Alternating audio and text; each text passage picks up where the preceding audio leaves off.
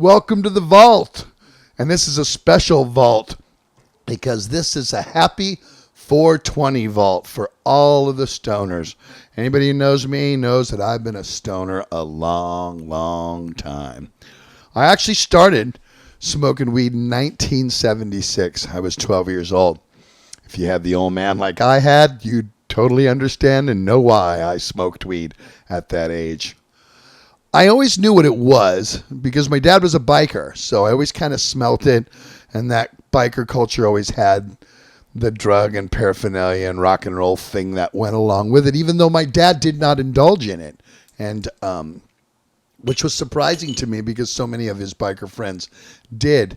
And I remember the first time I ever saw it, I actually lived right across the street from Troy Laquetta from Tesla. It was ironic that we're both in the music business, but we lived on the same street together in Dublin, California, where I grew up, and his brother Tony showed it to me for the first time, and he wanted me to smell it. And my dad always said, "Don't ever even look at that. You'll turn into the devil. That's not. You'll be a drug addict." And I wouldn't even smell it. No, if I smell it, then I'll get addicted. And he started laughing at me because I was probably about 8 years old at the time. And I remember when I started smoking weed in about 76. Look at that. My own t-shirt. Go to greyhavenmedia.net and get yours now. People smoked the leaf up until then. And right around then is when they figured out that the bud is where the potency was. And so then they started smoking buds. So the transition, I remember 76 to 77, you'd actually literally buy a bag of, and it looked like oregano. That's why Cheech and Chong always make that joke. Man, it's nothing like oregano. It's oregano because it looked like it. But then they got hip and they started picking the bud and found that the potency was more potent in the bud. And I remember buying $25 bags of 3 fingers, and what they call it was 3 fingers. You'd put your 3 fingers up to the bag, and you'd have brown weed. Sometimes it was brown. It was very rarely green.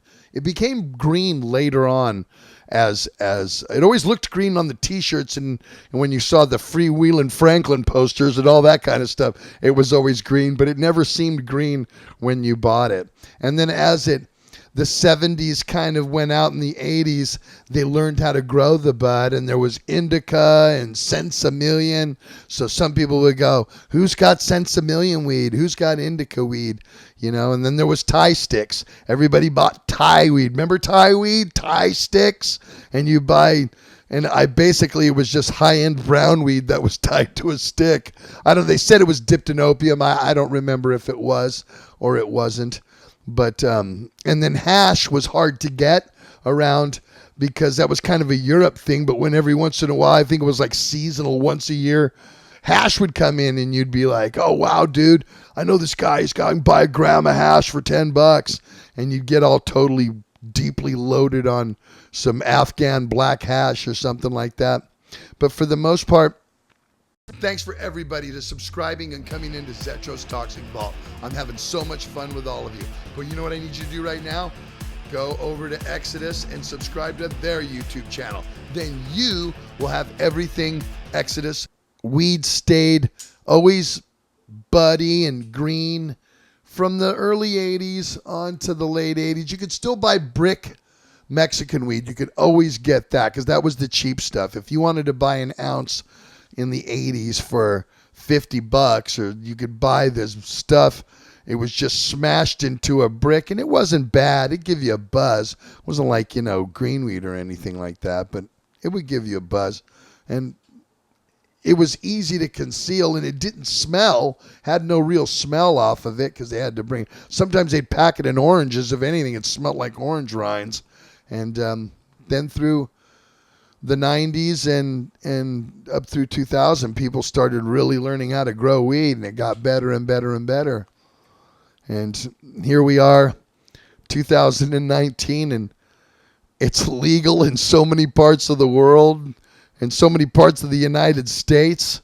And, it's edibles and different types of oils and pills and all kinds of forms, cookies and cakes and ice creams and every type of form you can get it in. So remember to celebrate your 420. Celebrate with Zetro, because I will be smoking all day 420.